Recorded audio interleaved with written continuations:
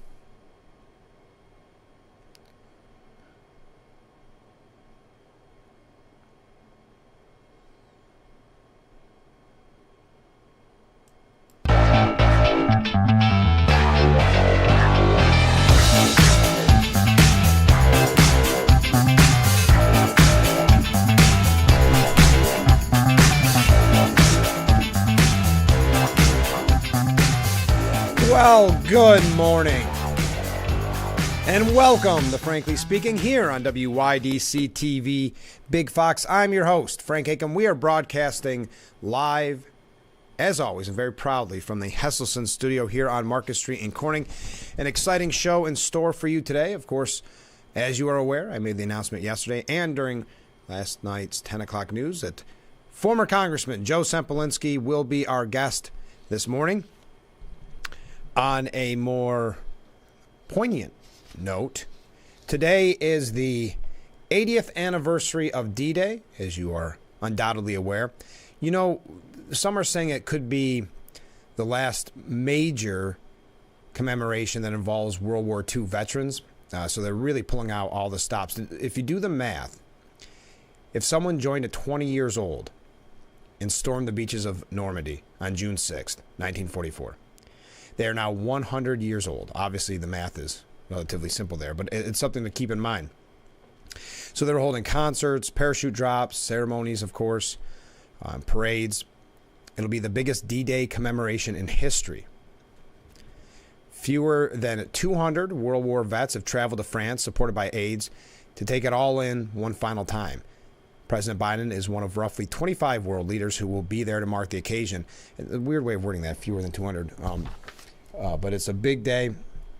It's interesting to think of the difference 80 years makes when you think of perhaps a 20-year-old today. Not all 20-year-olds, but 20-year-old today as compared to that day on June 6th, 1944. And the Stephen Collinson from CNN, just because everything needs to be political, he says it marks the end of an era. Excuse me. Got a little frog in my throat this morning. But not just because of the numbers there, but also because Trump is such a threat to democracy that it's changed the meaning of the ceremony. There's a piece, just to kind of tie those two things in together, and I don't want to make it political. But and this happens every once in a while. I know there's that Civil War movie that came out, and people put out an article that says, "Are we on the cusp of a civil war?" and these type of things. It's a pretty frequent point of conversation. And there's an opinion piece at, I believe it was The Hill. Do Americans hate each other enough to tear the country apart? And I mention this to tie it in because if you can turn a D-Day celebration, 80 years, or a commemoration, I should say, 80 years of D-Day,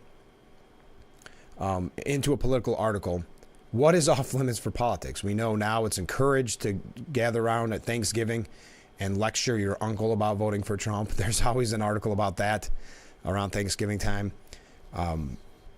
So I looked at this. I said, do Americans, and I'll pose the question to you, do Americans hate each other enough to tear the country apart? And they quote Bill Maher in his new book, and I know Bill Maher was making the rounds, and we had a few things about him the other day because he has a new book out. And he said a few of his observations, and the author of this, the opinion contributor at The Hill, was Bernard Goldberg. And he said a few of the observations jumped out at me. But this one goes a long way in conveying Maher's concern about where we're heading with this country. Quote, would anyone ride the New York City subway wearing a MAGA hat or go to a NASCAR race in a Biden t-shirt? That's where we are now. Other parts of the country are seen as no-go zones. The thing I would disagree about that statement I feel that you could at least feel safe for your actual physical safety if you wore a Biden shirt at a NASCAR rally. I do. Yeah, you might get some weird looks, and you might get some people challenging you on your political beliefs. But we've seen in the past where people will wear a MAGA hat and get punched, viciously attacked. So I don't think you're comparing two of the same things. But I'm going to continue with this piece. This can only happen when we don't simply disagree with the other guy, but when we don't like the other guy, when we don't want to have anything to do with him. We used to live in caves and stayed close to people we knew. It made us feel safe. We kept our distance from strangers. 1 million or so years later, we've moved from caves to bubbles. Safe, comfortable liberal bubbles and safe, comfortable conservative bubbles. We read and watch the news that validates our biases and keeps us separated from the other side. And too many in the news business, for ideological reasons and for profit, are happy to pour fuel on the fire. We're far more comfortable socializing with people who have the same political views, who vote for the same candidate. I have a conservative friend whose progressive sister won't visit him because he lives in a red state and she lives in a blue state. No fooling, the piece says. Now, why do I bring this up? I mean, again, I'll pose the question to you. Do you think we're at that point? But he quotes Marjorie Taylor Greene and then says, there's another name in what Greene politely calls a national divorce. It's civil war, with or without the bullets. Is that actually possible again in this country, or is this simply the stuff of far-right loons? So in an effort to say we're so divided in this country, how do we come together, you right-wing idiot? I mean, it's like they can't. It's ironic that there's no self-reflection in what they're saying. Here's Maher, a sensible man of the left, okay, on the subject of civil war. Donald Trump's middle name might as well be existential threat. And I've not been shy about calling him that myself, but the other side sees Democrat control of government in exactly the same way. And it's unfortunately no longer the case that they're completely wrong about that. When both sides believe the other guy taking over means the end of the world, yes, you can have a civil war. Now, that's Bill Maher's quote. Now, we have Trump convicted of a bunch of felonies and have the nasty stench of politics attached to them. Just what we need. More division, more Americans taking sides. And as we enter summer and another divisive presidential season, you might get the impression that we're already engaged in a civil war. I don't know if Joe Biden and Donald Trump really hate each other or if they're just acting as if they do to win an election. But whichever it is, the fear and loathing they convey filters down to their supporters. And let's remember, that's us, the American people, who in turn despise the other side. How is this good for a democratic country? I've long believed that the biggest dangers facing America doesn't come from a foreign military power like China or Russia, as real as they may be. And it doesn't come from the supposed existential threat of climate change. The biggest danger is brewing right here within our borders. Polarization has turned Americans against each other. The problem isn't only that it's not going away, it seems to be getting worse. We've reached a point, I think, where we no longer are trying to win anyone over to our side. Why waste the time, we figure?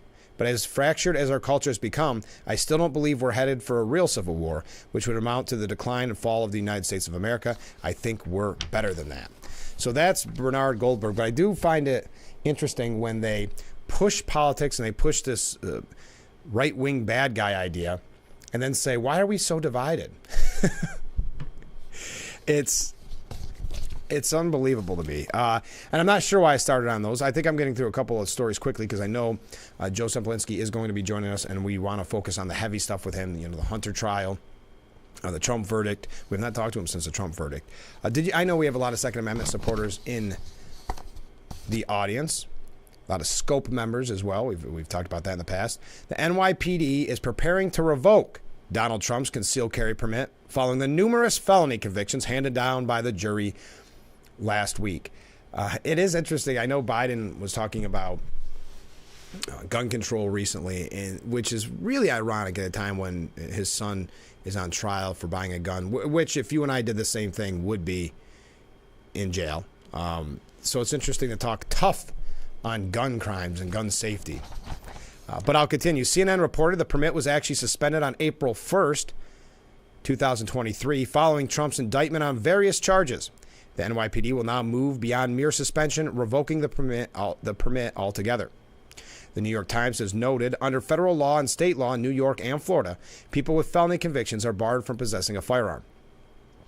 An investigation into the matter is underway by the NYPD and is anticipated that Trump's permit will be revoked once it ends. However, Trump, quote, has the right to file a challenge to the move. Trump is permitted to carry 3 specific handguns, 2 of which were surrendered to the NYPD on March 31st, 2023. The third one was lawfully moved to Florida. Just one of those weird kind of side notes to everything else you've been hearing.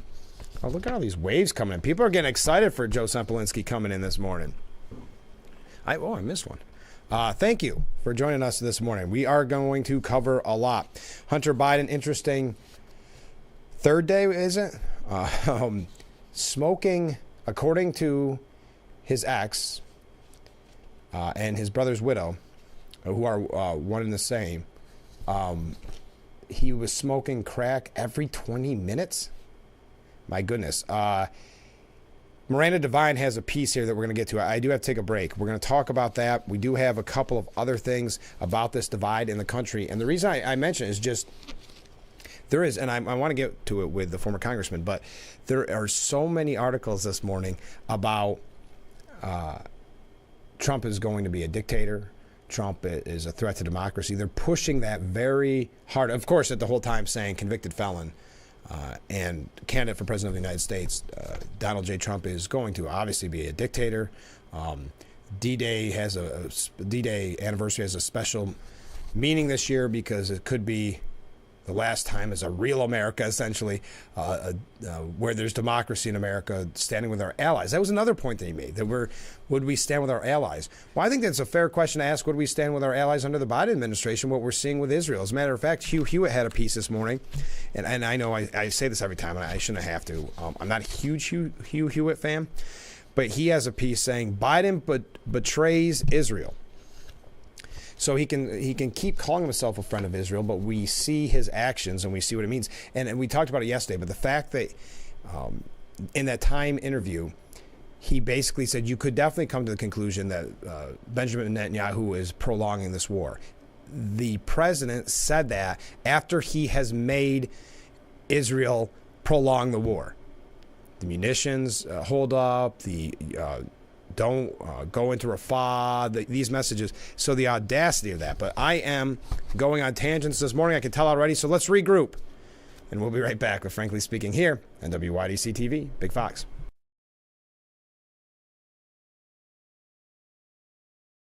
Isn't your wellness important? Don't you want more energy? Now's the best time to make every day better and relieve those achy muscles and pains than with a Hesselson's Hot Tub. Hesselson's has hot tubs in stock and available for immediate delivery with unbelievable savings. Hesselson's offers 0% interest-free financing for up to 5 full years. Hesselson's carries the only hot tub brand in the industry with the exclusive freshwater salt system that is eco-friendly and easy to use and only enhances your hot tubbing experience. Come in today and see why your next hot tub should be a Hesselson's Hot Tub. And remember, it's always fun to poke in the corners at Hesselson's. If you or one regularly used hair relaxers or straighteners and were diagnosed with uterine, ovarian, or endometrial cancer, you may be entitled to significant financial compensation. I've used hair relaxers for years. I had no idea they could cause cancer.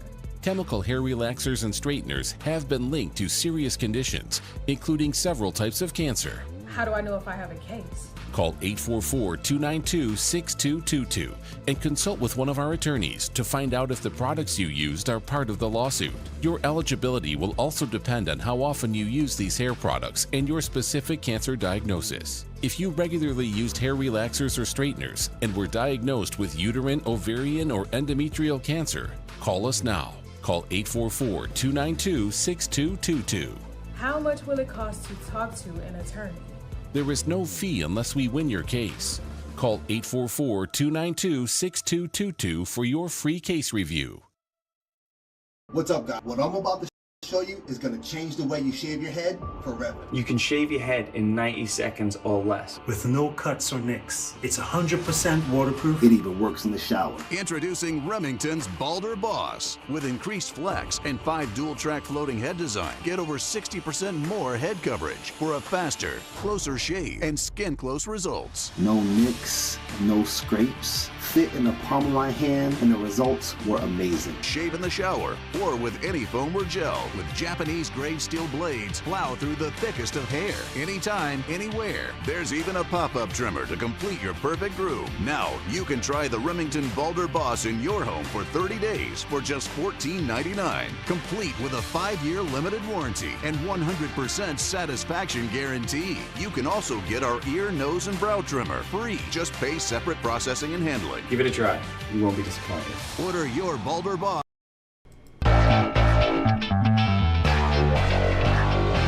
Our beautiful view overlooking Market Street here in Corning as we broadcast live from the Hesselson's studio, off to record-breaking numbers of waves this morning. Thank you. A comment from a viewer.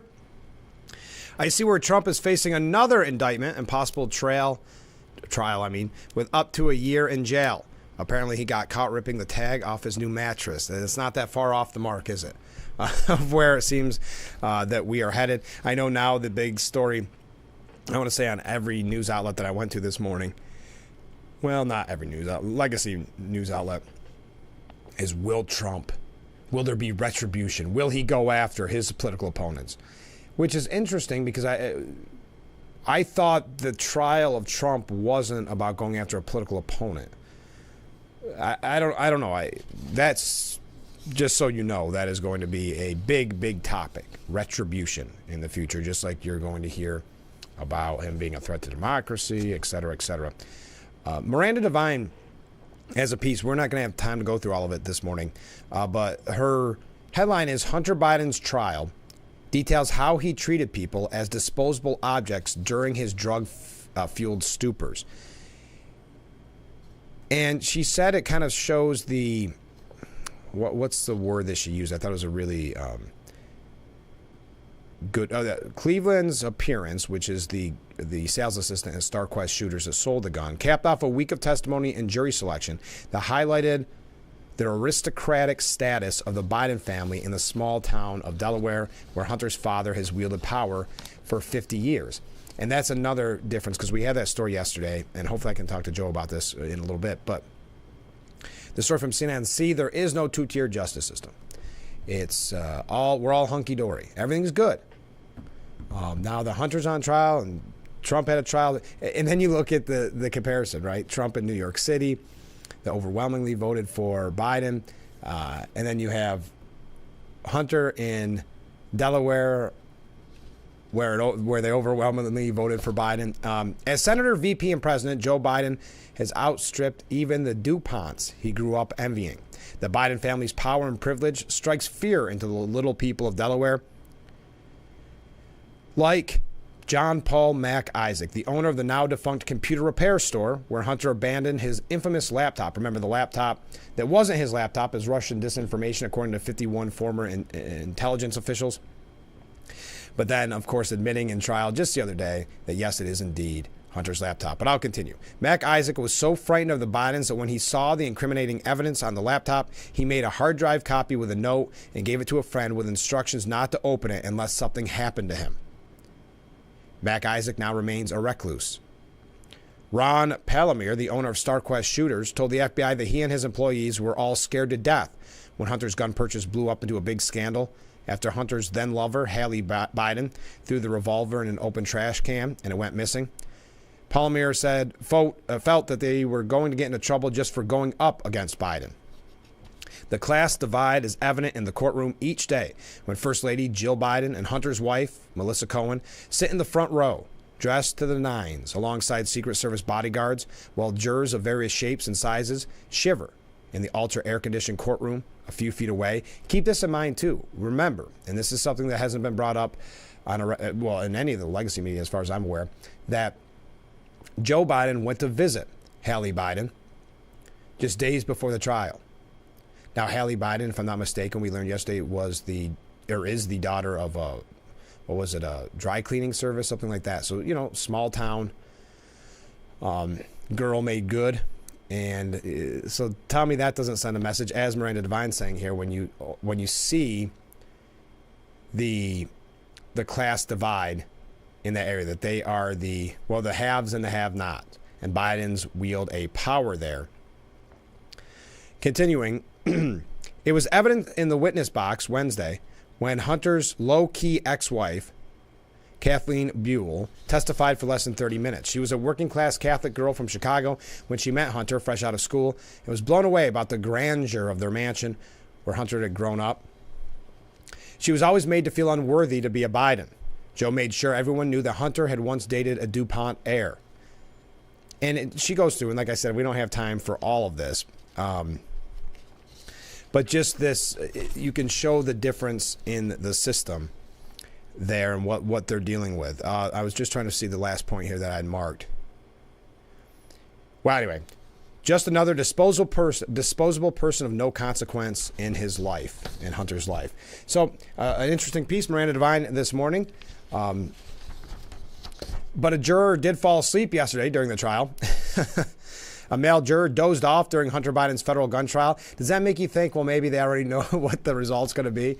As we said, we pretty much, maybe hoped against hope that we were wrong, but we pretty much knew what the verdict was going to be with the hush money trial. Is this another example where, hey, I could take a nap. I know which way I'm going. It's worth consideration. All right. Also, yesterday we mentioned that Time magazine interview and some of the things that Biden said, and we talked about, and boy, there's been a lot of pushback on this, a piece at the Wall Street Journal where they interviewed mostly Republicans, I'm being fair here, mostly Republicans, but some anonymous Democrats who said that Biden just doesn't have it like he used to, that behind closed doors he's bumbling and fumbling. And then Joe Scarborough and others said, how dare you? I mean, as if MSNBC and those channels haven't just quoted, I remember during the Trump administration, quoted anonymous Republican sources where I don't even believe there was actually a source at that point. They could just go in, make a quote themselves and say it was from an anonymous Republican source. Really, that's how ridiculous it became. So they were very outraged by that piece. Well, according to the New York Times, according to the New York Post, the Time magazine interview, you had Biden forgetting facts, mixing up Xi Jinping and Vladimir Putin. Biden repeated a false claim that wage increases have outpaced inflation during his presidency, lowballed the amount of U.S. foreign aid to Ukraine since Russia's invasion in February, and overestimated both Japan's defense spending and the population of Africa, according to a post-interview fact check by The Time. Wage increases have exceeded with the cost of inflation, which you're talking about as the price that we were pre-COVID prices. Biden told the magazine staff writers, and I'm not going to go through every mistake, or some you could argue were outright misinformation, lies to try to convince you that the economy is doing better. And then he said at one point, no, because he's the deal. There's a difference. I made it clear to Putin from the very beginning that we're not engaging in. For example, Trump wants a 10% tariff on everything. That will raise the price of everything in America, he said. And editors know on the Time magazine reads, Biden appeared to mean Xi Jinping here, not Putin. So the list goes on. Just to kind of piggyback off that article we had yesterday that received so much criticism from the MSNBCs, the Joe Scarboroughs of the world. But that was also the interview where he said that he believed that Netanyahu was indeed prolonging the war after so many policies, so many statements where Biden has actually made Israel prolong the war. We've got to take another short break. We are just getting started. Got a lot of waves coming in, a lot of comments. It's not too late to get questions in. You can send questions in as well during our interview with former Congressman Joe Semplinsky. I also want to highlight on the program tomorrow, we'll be talking with Tony Pucci, the author of the Michael Bishop Mystery Series. I really enjoy talking with him, and I really enjoy those books. This is the 80th anniversary of D-Day. You'll see a lot of commemoration throughout the day, and we'll maybe even talk to Joe about it here in just a little bit. So stay with us. We'll be right back with Frankly Speaking here on WYDC TV, Big Fox.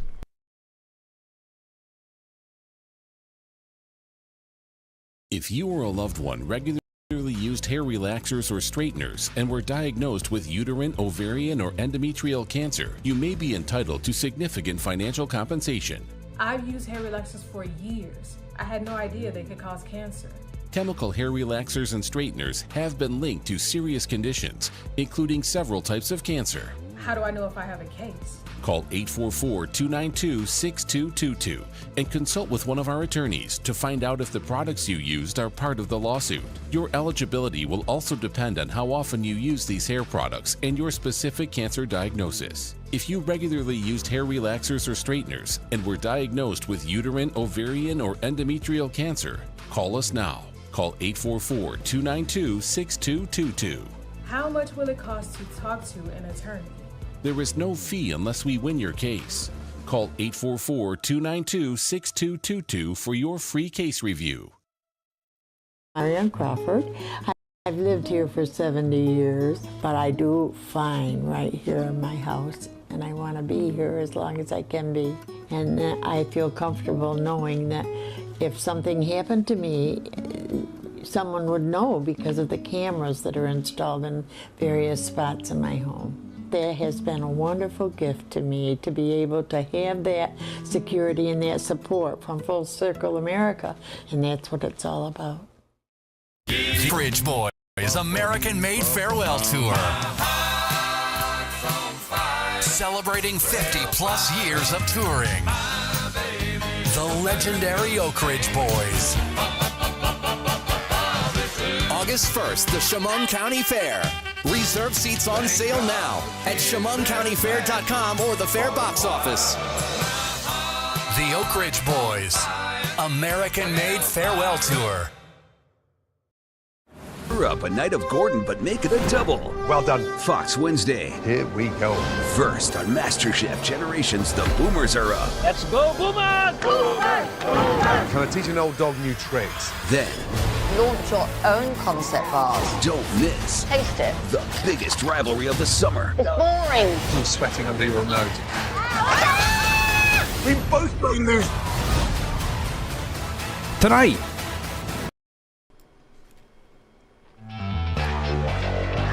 Welcome back to Frankly Speaking here on WYDC TV, Big Fox, broadcasting live from the Hesselson studio here on Market Street in Corning. Just to, again, kind of highlight the article that we brought yesterday that I was tying in just moments ago before the break. Oh, first, comments from viewers. Oh, the hypocrisy. I would agree. I believe that's in reference to Biden really having the audacity to say that it was Netanyahu that's prolonging the war. Another comment, don't you find it incredible that an ex-president with Secret Service protection for life needs to have a concealed carry permit? Yeah, I wonder that myself. I wonder if that is from before he became president or started to run for president, and, you know, just kept it updated. Because it doesn't seem like it's something he's been very pro-Second Amendment and speaks with the NRA nearly every year. So I'm not putting it that way. It doesn't seem like... It seems like something that would have come up in the past in speeches if it was something that he, for lack of a better word, it just seems like he would have brought it up if it was something that he actively participated in carrying a concealed weapon, I guess is maybe the way I want to word that. I had other comments coming in, but I get distracted sometimes. Going to this piece by the Post editorial board. Joe Biden's senility freaks out Washington, D.C. as much as everyone else.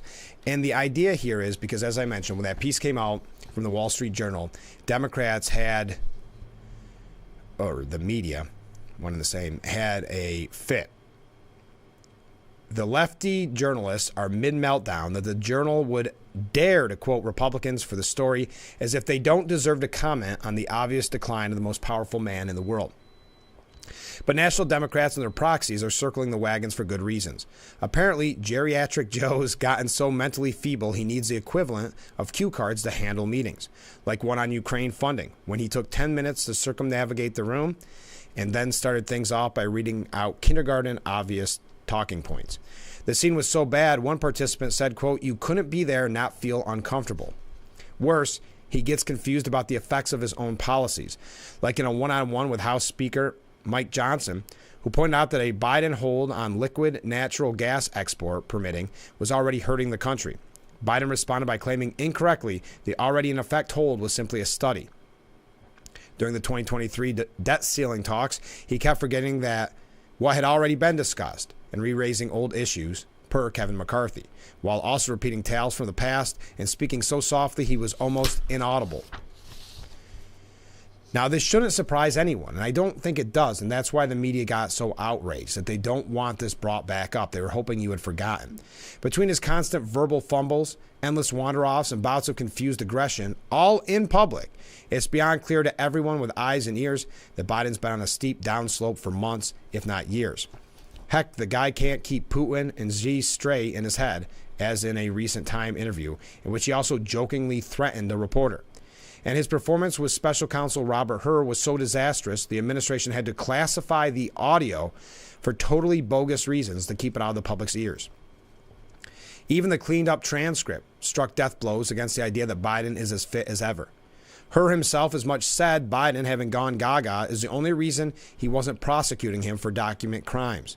Sure explains why Biden only ever seems to do live media as quick hit pressers in the middle of the day, and why the vast majority of Americans think, or rather know, he's just not up to the job. That's coming from the New York Post editorial board. I know I'm going through things quickly, but when Joe comes in, I want to have had everything covered. By the way, here's a piece by Steve Contrano from CNN. On Thursday, Trump will address an audience for the first time with his newest moniker, felon.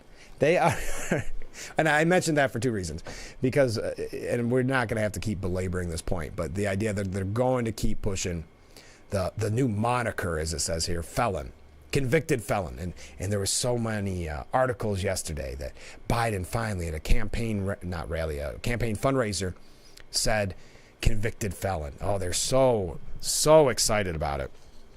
But I also mentioned this because the president will be holding a rally on the campaign trail today. He will speak at a town hall in Phoenix, his first campaign appearance since the jury convicted the presumptive Republican nominee of 34 counts related to his, and they have to go and give the whole history. Trump will hold his first rally since the verdict 3 days later in Las Vegas, part of a Western swing that will also include several fundraising stops.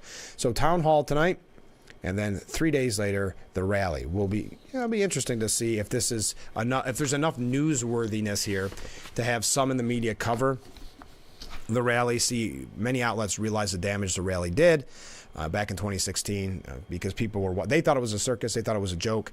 So they put it on TV for entertainment, and the American people said, "Wait a minute, this really speaks to me." And it garnered him votes. They're not going to make that mistake again, so they're not going to give him the platform for his rallies. But now the big news article that's going in the cycle this morning in the last few days, retribution. Now, Donald Trump downplayed talks of retribution against Biden, saying the country doesn't want that. And yeah, sometimes he'll say, hey, maybe they need a taste of their own medicine. But I think he raises a good point here. We can't have this stuff go on, he said to Sean Hannity. Because you know what? When Biden goes out and everyone says bye-bye and then he gets indicted 2 days later, the country doesn't want that. They didn't want it with Hillary Clinton either, he said. Wouldn't it be terrible if I locked up the wife of the President of the United States, former, and locked up the former Secretary of State? It's a terrible thing. I want to bring the country together. And I think he raises a really good point. When the media is lecturing you that there's going to be so much retribution, he's going to be a dictator. Keep in mind, he campaigned on the chance of lock her up, meaning Hillary Clinton, and when the smoke cleared and he became president, he did not indeed lock her up. Now, you can say that was a failed campaign promise, or you can look at it as he's saying here, and I agree, that it's not good for the country. It's a terrible thing. Trump said anyone suggesting he's planning on going after his political foes if elected to a second term is wrong. It has to stop, he said, on what he called the weaponization of the Justice Department. He noted, however, that based on what the Biden administration had done, I would have every right to go after them. When asked by a Fox News host if he would pledge to restore equal justice and equal application of the law, he said you have to do it, before noting his belief that the Biden administration has targeted him since he left office. And I think it's reasonable, even if you can't stand Trump. You can still see the taint of politics in all the charges that have been brought up. All you have to do is look at someone like Alvin Bragg and say, wait a minute, didn't he campaign on the fact that he was going to bring down Trump? So when they talk about his retribution, I think the response would be, well, what about the weaponization of the justice system to begin with? But I think he's right. The American people don't want that. I think if he were to start campaigning on we're going to lock them all up, there's some that would love that. But I think there's a lot of people maybe, at least on the fence, over Trump saying, oh, we can't keep doing this. Now, the problem with that is I don't believe, because they can now campaign for how long calling him a convicted felon, even though they know it is most likely to be overturned in a court of appeals. But they could campaign on that, so they consider this a victory. So will that be the end for Democrats using the justice system against their political opponents? I think that's a fair question to ask, but one that the mainstream media will not ask and will not focus on. And just to show you some examples of this, and I'm going to talk to, well, you know what? I'm not going to show you some examples of this because I'm hoping to bring it up with former Congressman Joe Sempolinski. So let me regroup here. I got some comments coming in. I'm going to see what we're going to talk about next as we patiently await the congressman. So stay with us. We'll be right back with Frankly Speaking here on Big Fox.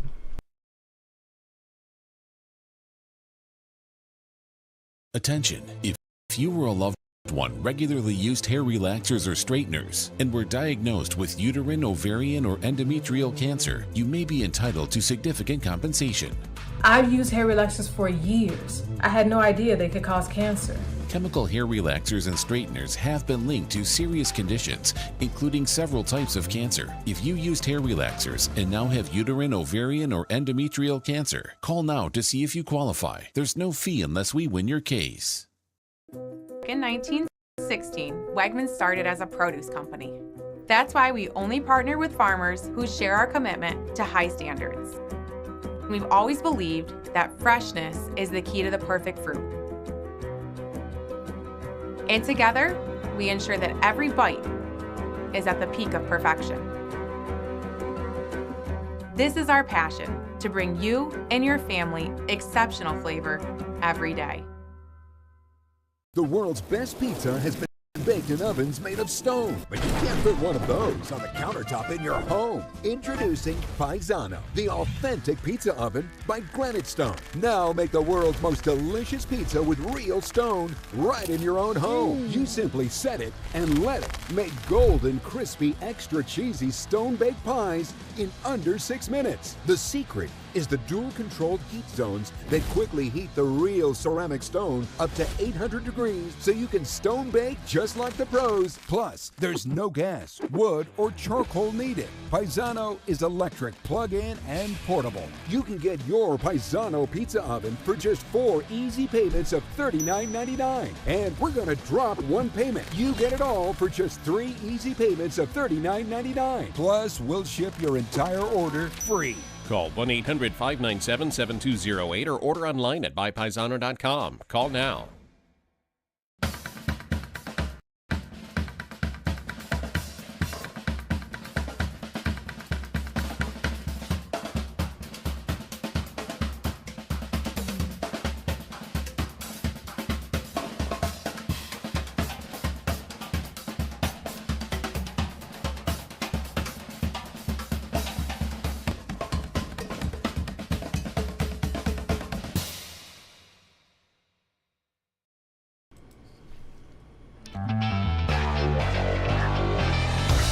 Broadcasting live from the Hessison studio here on Market Street in Corning. I'm your host, Frank Acom. A couple comments from viewers. First one, a tariff on all products wouldn't cause everything to cost U.S. citizens more. It would allow us all to purchase American-made products. All foreign countries utilize tariffs to control imports into their countries, thus controlling prices on items that their own citizens need on a day-to-day basis. A different comment from a viewer, and this is in reference to a piece that I started the program with, is do Americans hate each other enough to tear the country apart? The idea that you wouldn't wear a MAGA hat in New York City and you wouldn't wear a Vote Biden shirt at a NASCAR race.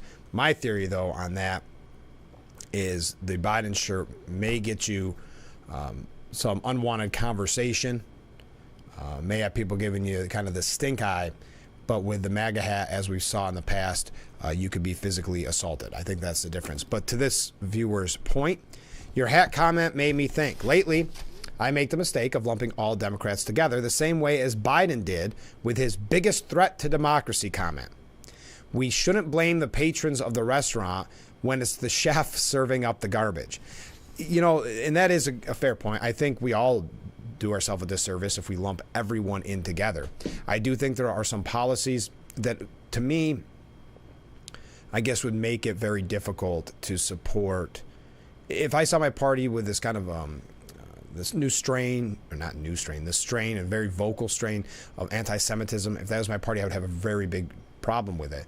But I think you're right that this is, we can't just lump everybody in together. And I do think there's something to be said because of social media that we are easily in a bubble. It's easy to fall into that trap.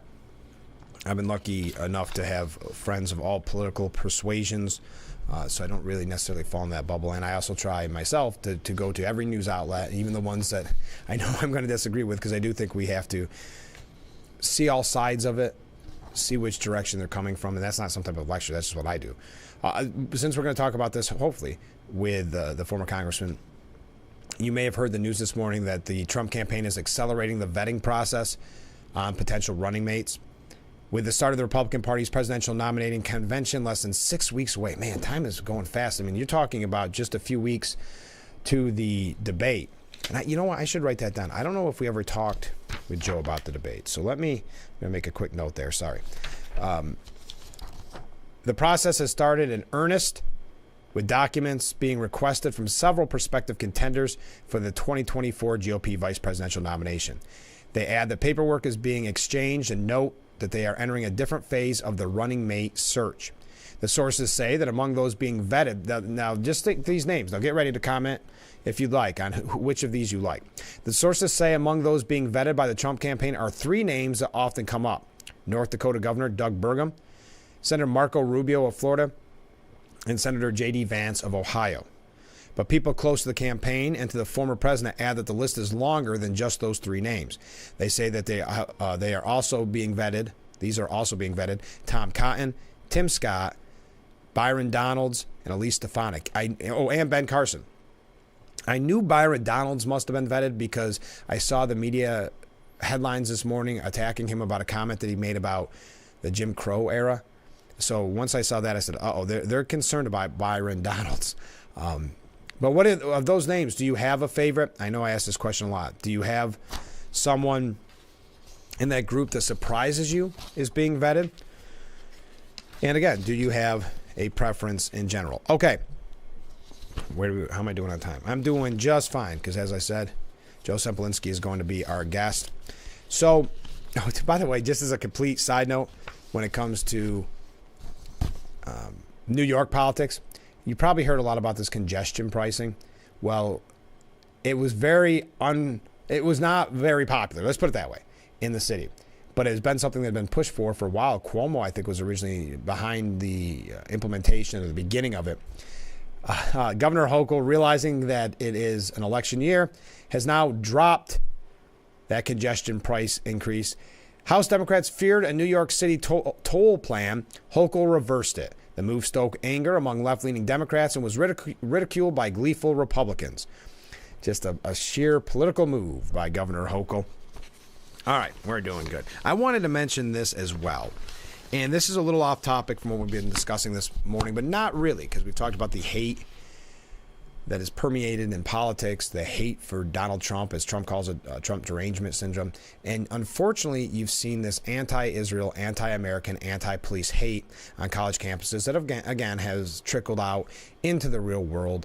And in this case, a New Jersey high school. They actually cut the Jewish club from the yearbook and replaced it with a pic of Muslim students in what is being called a blatant anti-Semitic act by the town's mayor. The 2024 edition of East Brunswick High School's yearbook had a blank space where the Jewish Student Union members' names should have gone. Instead of the club's group picture, there's one of Muslim students. Now you're saying, how could that happen? It is a blatant act of anti-Semitism. Turns out, no. It was all just a crazy misunderstanding, a crazy mistake. We deeply apologize for this error and the disappointment it has caused.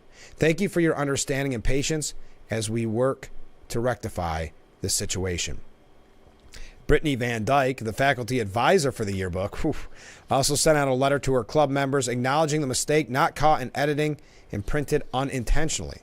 We know what happened. We know our truth, and we are working hard to rectify this situation immediately.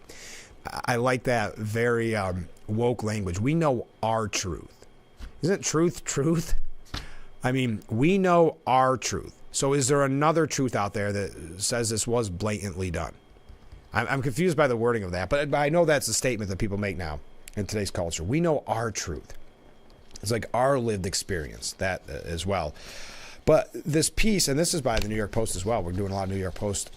They went through and talked about other anti-Semitic acts at high schools throughout the country. And the reason I mentioned this, if you recall on the program, I suggested that obviously it wasn't going to just be at college campuses. You were going to see maybe protests during high school graduations, other various forms, because right now it looks like the quote-unquote cool kids in college, well, high school kid doesn't want to be like the cool kids in college.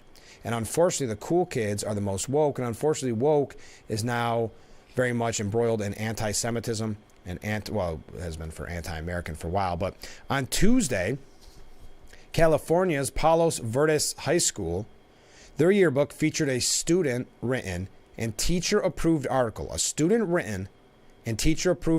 entitled, "Whose Land Is It Anyway?"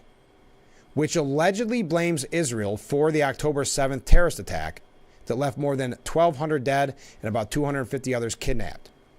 And that's just one school. We continue. And last week in Chicago, the Glenbrook South High School yearbook included a quote from a student who claims they were happy about the terror attack because it meant Palestine was finally defending themselves. A similar incident occurred last month when Texas Bel Air High School yearbook included a Times of Palestine page that omitted the October 7th massacre and merely wrote, quote, "What happened, happened." So keep this in mind as we've talked about indoctrination on college campuses. It is not college campuses. We've said it before on this program. It happens, unfortunately, well before that.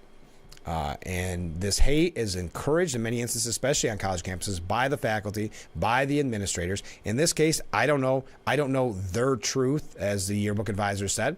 But was this encouraged? Was this something that was kind of a wink, wink, nudge, nudge? We'll see if we can get away with it. I don't know. I don't have the answers for that.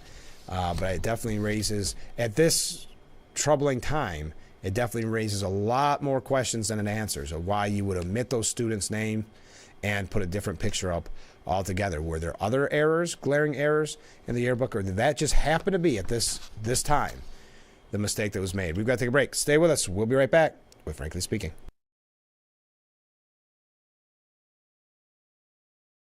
Isn't your wellness important? Don't you want more energy? Now's the best time to make every day better and relieve those achy muscles and pains than with the Hesselson's Hot Tub. Hesselson's has hot tubs in stock and available for immediate delivery with unbelievable savings. Hesselson's offers 0% interest-free financing for up to 5 full years. Hesselson's carries the only hot tub brand in the industry with the exclusive freshwater salt system that is eco-friendly and easy to use and only enhances your hot tubbing experience. Come in today and see why your next hot tub should be a Hesselson's hot tub. And remember, it's always fun to poke in the corners at Hesselson's. If your loved one regularly used hair relaxers or straighteners and were diagnosed with uterine, ovarian, or endometrial cancer, you may be entitled to significant financial compensation. I've used hair relaxers for years. I had no idea they could cause cancer. Chemical hair relaxers and straighteners have been linked to serious conditions, including several types of cancer. How do I know if I have a case? Call 844-292-6222 and consult with one of our attorneys to find out if the products you used are part of the lawsuit. Your eligibility will also depend on how often you use these hair products and your specific cancer diagnosis. If you regularly used hair relaxers or straighteners and were diagnosed with uterine, ovarian, or endometrial cancer, call us now. Call 844-292-6222. How much will it cost to talk to an attorney? There is no fee unless we win your case. Call 844-292-6222 for your free case review.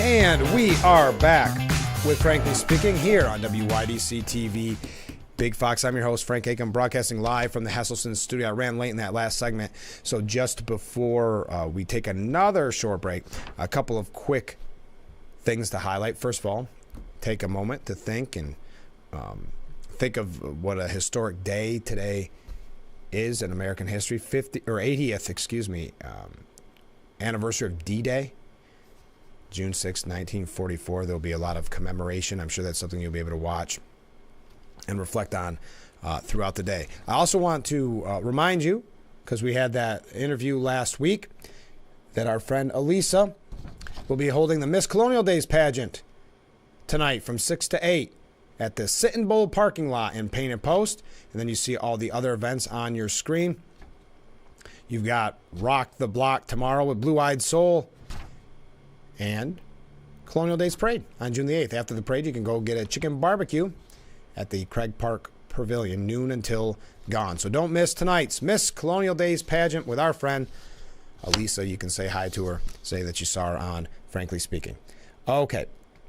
A couple other things to highlight. Not too late to get questions in. If you have any questions for the former Congressman, Joe Sempolinski will be joining us in the next hour, maybe a little bit before. I'll keep an eye open for him. I have kind of not been paying attention, but we've got a lot of questions for him. Just tying back in with the anti-Semitic act in that high school yearbook, I mentioned Hugh Hewitt's piece this morning, and he said President Biden is not a friend of Israel. He was, but he is not now.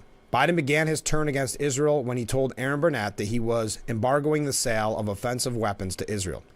Biden completed the turn with his speech last Friday and his Time magazine interview published this week. First, when he was asked an incredibly stupid question by Times reporter, quote, more broadly, from the intelligence and the evidence you've seen, either currently or in the last months, have Israeli forces committed war crimes in Gaza? Biden responded, the answer is it's uncertain and has been investigated by the Israelis themselves. The answer is manifestly not uncertain. Israel has fought the most restrained war in history, with far more care for civilians in the enemy's territory than any other nation in history. If Israel has committed war crimes, then so has the United States in the battle for Mosul, in the long Iraq War, and in the long Afghanistan War. We most definitely did not, though just like the Israelis, America's military has sometimes made terrible mistakes and has sometimes had to punish soldiers that broke out our law concerning civilians and even armed combatants. But to leave that stupid question an open one, when we all know the situation in Israel's record, that is a blood libel by Biden, as open questions can easily be, and a blood libel very useful to the enemies of Israel across the world and in the United States. Friends do not imply their friends would even draw close to that line. And that's one of the biggest issues we've talked about. Hey, look at this. The former congressman, that's one of the issues we've talked about, just the message it sends throughout the world. But we got to take a short break. Stay with us. We'll be right back with the former congressman. Stay with us. We are proud to serve our country, to serve our local communities, to wear the uniform, to be a soldier, to serve abroad when and where duty calls. We are ready to stand with our brothers and sisters to defend, to serve, to fight. We're always ready, we're always there. We are the New York Army National Guard. My entire practice is focused and centered around St. James Hospital in Hornell. We see a lot of joint pain from hips, shoulders, and knees, whether you're a weekend warrior or even a 80 to 90-year-old who just wants to stay active and keep walking a couple blocks in their neighborhood. I want to spend the time to connect, to really hear you and understand why you've come to visit me to seek treatment. It drives me to be the best physician I can be so that you can go back and do the things that you want to do in life. Getting aerial video for a commercial used to be extremely expensive, but not anymore. WYDC TV Big Fox now offers the Twin Tiers amazing aerial video for your business. We do it with our state-of-the-art drone and commercially licensed aerial pilot. Beautiful HD aerial video and pictures custom-made for your commercial. Call or email now to advertise on Big Fox TV and let everyone see your business in a whole new way.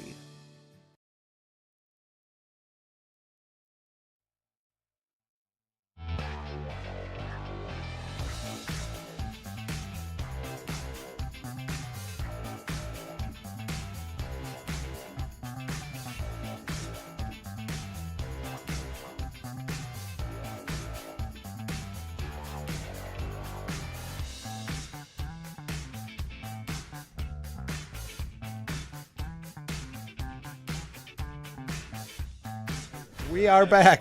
Joe and I are talking. I'm sorry, Joe. Yep. I was getting chatty with you. I apologize. How you been? I'm doing all right. Can you believe the last time we talked, our former president wasn't even a convicted felon? Yeah. How sick are you already of hearing convicted felon? Because that was the whole point of the whole thing. Right.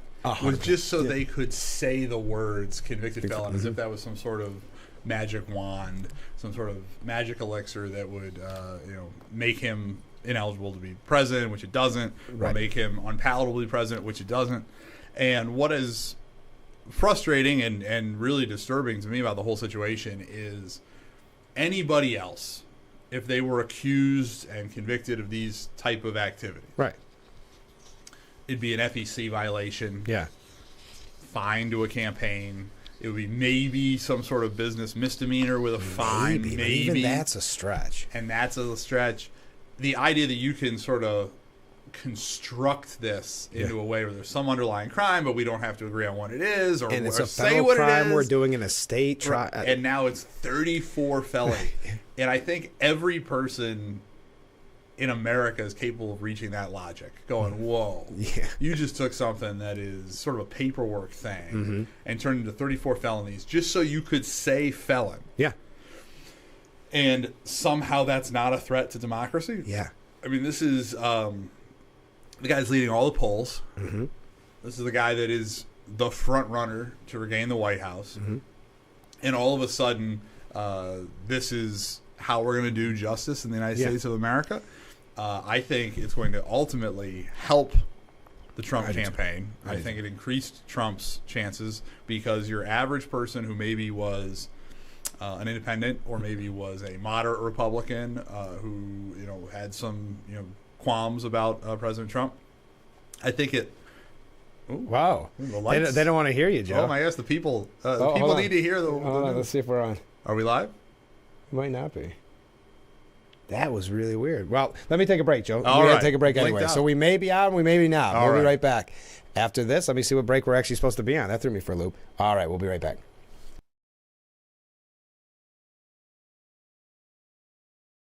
Looks like y'all got a lot of stuff here in your water.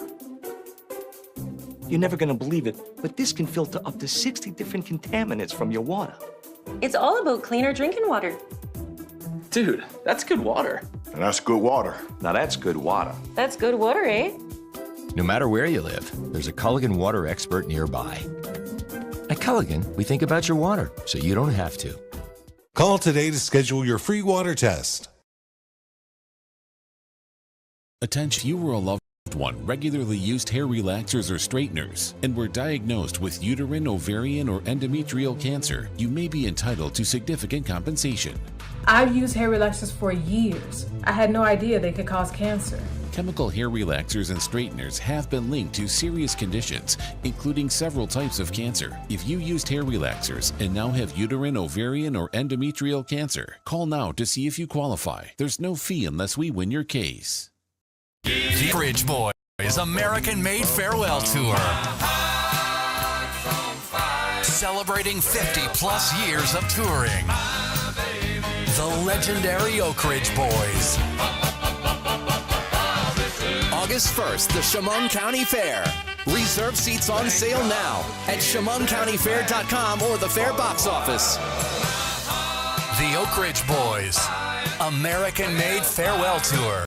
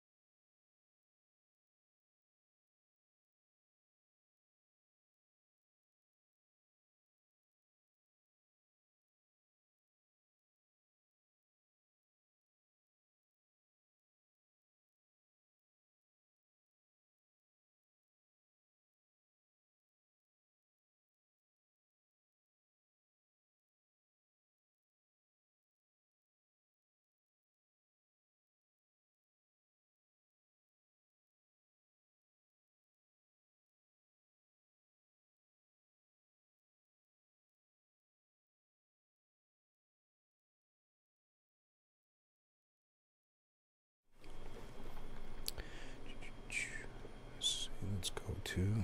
I'll just have to keep an eye and make sure that we don't. If we do go on, it's fine. But that one's the one, and then sideways. Oops. Okay, cool. Good. All right. Welcome back to Frankly Speaking here on WYDC TV Big Fox. I'm your host, Frank Acom. This is the Stu Benz Senior Services section of our program. And yesterday, we had big problems with our transmitter. So today, we're talking with Joe Seplinsky. Thanks so much for doing this, Joe. I'm throwing me all off with all these technical issues. You know, the power surge came in and all heck broke loose. And what are you going to do? We're talking literally about Trump's verdict, and as mysteriously, the power goes out. You draw your own conclusions. People out in TV land, what happens when you start talking too nice about Donald J. Trump? Well, and those that missed the 5 minutes you were on live, let's talk a little bit about it, because last time we were on, he wasn't a convicted felon.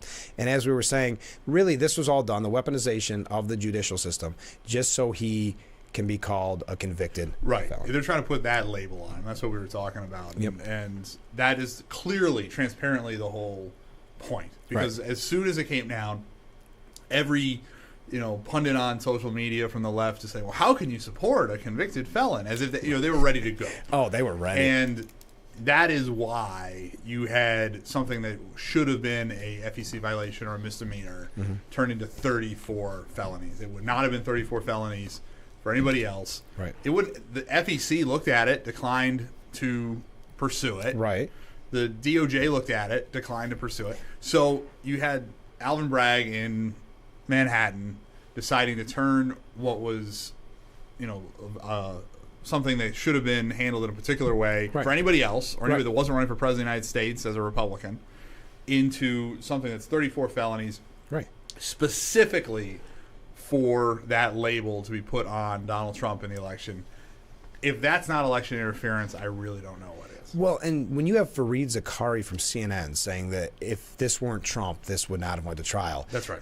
I think even people that can't stand Trump and hate Trump and will never vote for Trump, they still have to see the stain of politics on this. Right. And I think that is the advantage to Trump in this, is it sort of proves some of the things he's been saying all along, as far as that he's up against the system. Yeah. And if he can narratively make this election Trump versus the system even more than it is Trump versus Biden, that's to his advantage. And so you're going to have the Biden campaign and the Democrats saying convicted felon, convicted felon, convicted felon until they're blue in the face.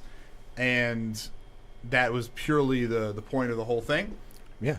And I think the American people are smarter than that. I do too. And I think this has caused, I know you've talked about it before, Joe, and I actually quote you a lot on this, but people might not like Donald Trump, but they really hate when government gets in their lives this way. They tell you who you can and cannot vote for. You have what Trump has called forever, the swamp or the deep state. You had Republicans who are not super Trump allies. Mitt Romney, Susan Collins, Governor Kemp in Georgia, come out pretty quickly, pretty aggressively, saying, hey, this is not how you're supposed to do things, with each of their own spins on it. Right. But it wasn't something where you had, a quarter or a third or a fifth of the Republican Party break off and say, denounce Trump. You had sort of this galvanization. Even if people are not particularly excited about Trump himself or whatever their particular position may be, you had this galvanization of the right of going, this particular trial was grossly inappropriate. And that in and of itself is important to help Trump. And then the amount of money, the amount of money that Trump raised off this organically, hundreds of millions of dollars in the days that followed this, that completely leveled the playing field and tipped it toward Donald Trump as far as the money is concerned going into the general election. Well, and I know some Democrats are celebrating it, but don't you think the Democrats that are kind of in the know, working behind the scenes on Biden's campaign or on Democrat policies in general, have got to be saying, look at the numbers that this brought in. This was not, it's fun for them to say convicted felon, but at the end of the day, was this the right move? Yeah, and I think, if you contrast, like I'm saying, if you go on social media and see some of these moderate Republicans, some of whom aren't even necessarily Trump supporters, saying that this trial is inappropriate, it was a little quieter than normal from the Democrats. And certainly you had their base get all giddy and what have you. But some of the more savvy Democrats it was either very tepid remarks or they were quiet. And I think some of them realized,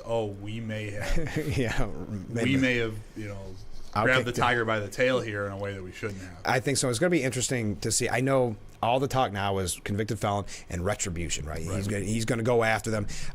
He's already said no one wanted this. Right. We didn't want, you shouldn't have wanted this when it was against me. We don't want to put the country through this. So it's not about retribution. Now it's still Trump. So every once in a while he gets that little dig in. Right. But no one should want to see the weaponization of the judicial system in this. No. And the Democrats now have lost that entire argument. Yes.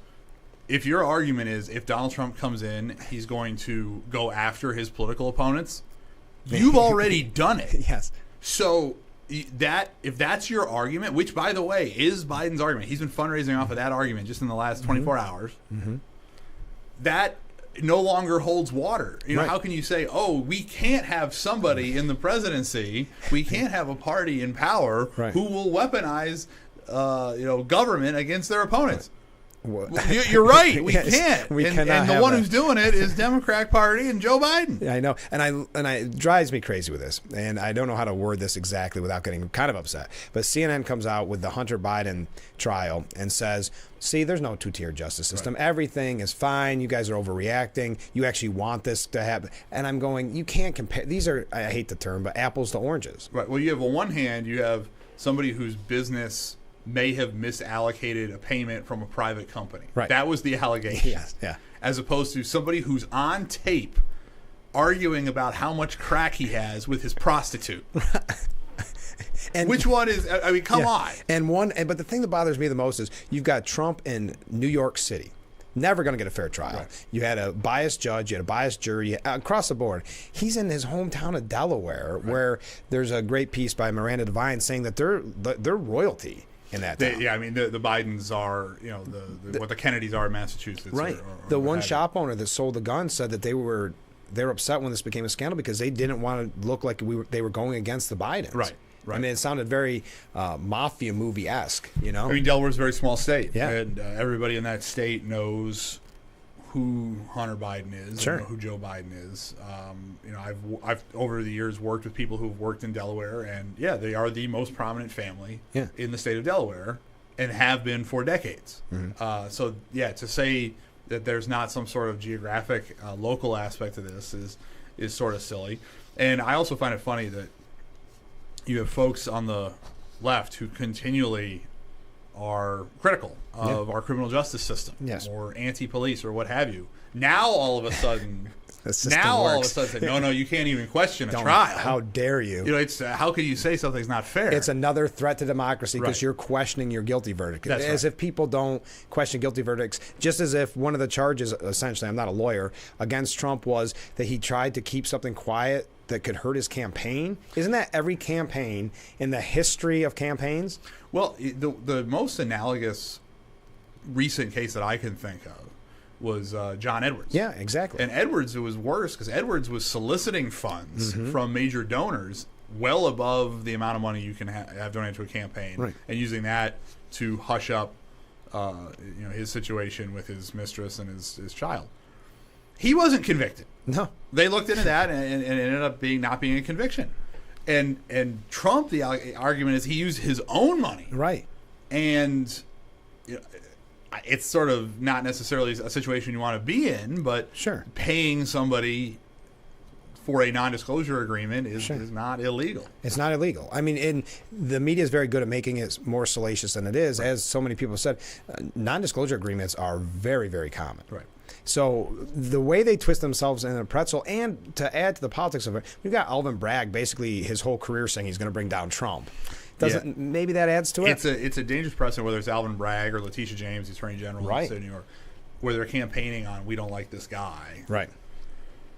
And that's very dangerous. It's supposed to be a crime occurs, we're going to find out who did it with no fear or favor. Right. And that's why he kept saying that. Right. And if somebody's powerful, you go after him. Yep. You can't say, this person's bad. Right. I'm going to find a way to get him. Right. We're going to create a crime, or we're going to maybe take something that's a misdemeanor and puff it up into a felony just because this is the person that my political base wants me to get. If that's the type of situation we're going to have with elected attorney generals and elected district attorneys, we are in a very dangerous place as a republic. And you can simply not have that be acceptable behavior. There has to be consequences for Alvin Bragg. Well, and that's exactly like the former president said. If he can do this to me, he can do it to anybody. Right. And you've got to keep that in mind. And that's why I think you can't let your mind be corrupted by politics. You've got to look at this for what it is. You may hate Trump. Right. And that's fine if you hate Trump. Right. You don't have to vote for him. But think about the precedent this sets and what this does for the future of the country. And that's where I was feeling a little more. It's a very negative situation for the country. But I was feeling a little bit positive there was some of that. You had people who are not the type of folks that are going to support everything that Trump does, or maybe don't support him at all, saying, oh, this is not how things are supposed to work. And so, yeah, you have to remove – you may not even be voting for Donald Trump. You may not have ever voted for Donald Trump. The election and who you're going to vote for is a separate issue from was this trial conducted in an appropriate fashion. And to me, the real – problem, even you can talk about the jury and the judge and all these different things. Sure.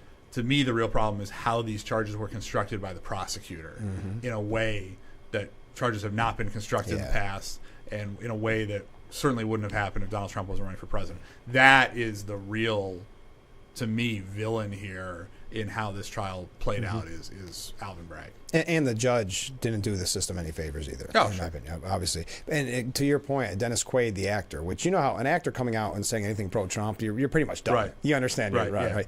But he said basically he didn't want to vote for Trump, but this weaponization of the judicial system. system. He's got both Quaids now, Trump. Yes, he does. Which I figured he already had Randy. So, you got to assume, right? Dennis is I hear he's a little bit different animal than his brother. So I hear Randy's on the short list for VP. Did you? Listen, after what he did in Independence Day, saving America, that was impressive. But I just thought that was interesting. Him saying, I didn't really even want to vote for this guy. I'm paraphrasing. Right. I didn't want to vote for this guy, but I can't stand what they're doing to this country. Right. And I think there's a lot of independent voters that's going to be their reaction to this, going, oh boy, this is not right. This is not, because your average independent voter, they're independent for a reason. They're not ideological. Right. They're not wedded to one side or the other. And they get really anxious and really angry about things that are not fair. Right. Because they just want things to be fair. That's all. They just want things to be open and transparent and fair. And this clearly violates that. And so I think you're going to have, from a good chunk of independent voters, that type of reaction that you're seeing from it was weird. Mr. I'm quoting Dennis Quaid. Yes, it's kind of weird. Right. But I do think it's going to have a consequence for the future, because now that they think, especially if they win, if at the end of the day the smoke clears, Biden becomes reelected, this definitely isn't going away. Well, this tactic now worked. Yeah. And you don't take something out of your playbook if it wins. I think you'd be naive to believe that this isn't going to be used against Nikki Haley, the next Republican nominee for president. I mean, every time there's a Republican nominee for president, at that moment they're the biggest boogeyman in the world. Think of all the things they said about John McCain when he was John McCain, who the media was supposed to love because he was a maverick. Oh, there all sorts of goofy stuff coming out of him that was really iffy.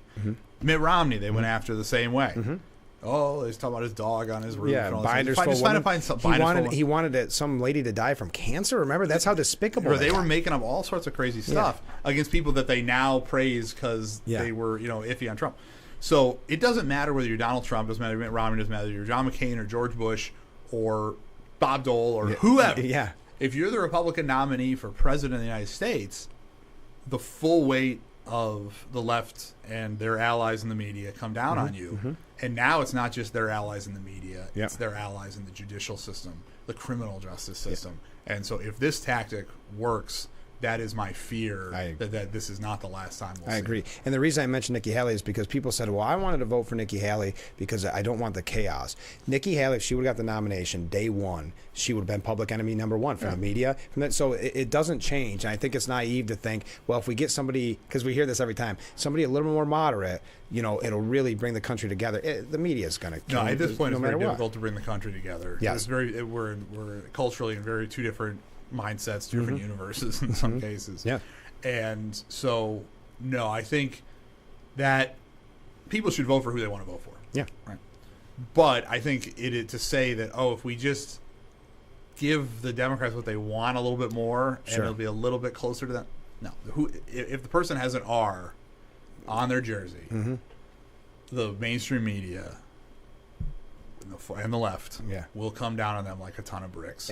No matter who they are, no matter what positions they've taken on what issue. It doesn't matter. It doesn't matter. And that's why I was reading about the vetting process for these potential VPs. I thought you can vet as much. They're going to do whatever they can to destroy you. If they can't find something, they'll make it up. Yeah. That's as simple as that. Is how the politics of personal destruction works in this country in many cases. And I mean, that was the Trump administration. Think of how many scandals that we've forgotten by now. Right.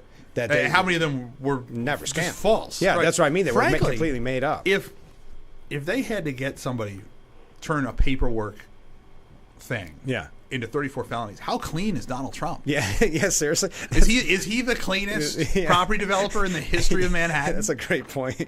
Yeah. Boy, what a mess that was. And it does, we can laugh about it and talk about it, but it does kind of break your heart to think that we're at that point in this country. In a dangerous time for the Republic. And how quickly that went. Most definitely. Yeah. And you see in other countries, Vladimir Putin, if you're the person running against him, you disappear, you go to jail, you die under mysterious circumstances.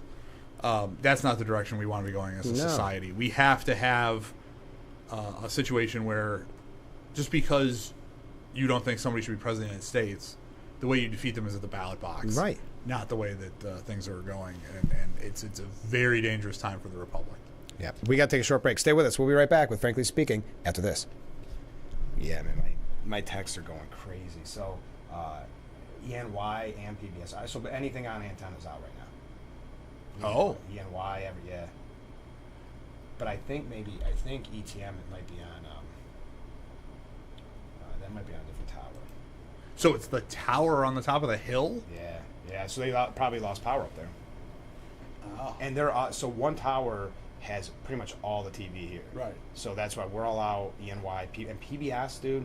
You know how the money works there. That does not go out. Right. PBS, you could have the shittiest antenna in the world, and you'll pick up PBS crystal clear. Right. So for that to go out, yeah. Oh, well, then it definitely wasn't us.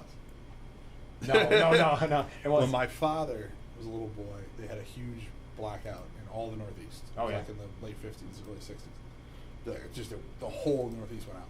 And it happened to be the exact moment when my father and his kid down the street, they realized their two slot car tracks were compatible. So they took the two of them and put them together in a big track and plugged it in, and then and the whole Northeast went out. And they were freaking out all afternoon because they thought they had knocked out the power for the entire Northeast. We knew we shouldn't have played with fire. We flew close to the sun. Right, yeah, exactly. We're just trying to have fun. Yeah. Can you imagine? Because as a kid, you're literally thinking, should I tell my parents right now? Oh, yeah. That I probably did this. You got to go turn yourself in. and again, in retrospect, it was such a small thing, right? But no, the power grid couldn't handle the two slot car tracks together. So funny. I want to talk about Hunter, but lightly, only because with the trial going on, I don't want to get into any specifics, and all of a sudden it's like something crazy happened. Right, yeah. Rebecca, I just want to tell her about the TV real quick. Okay.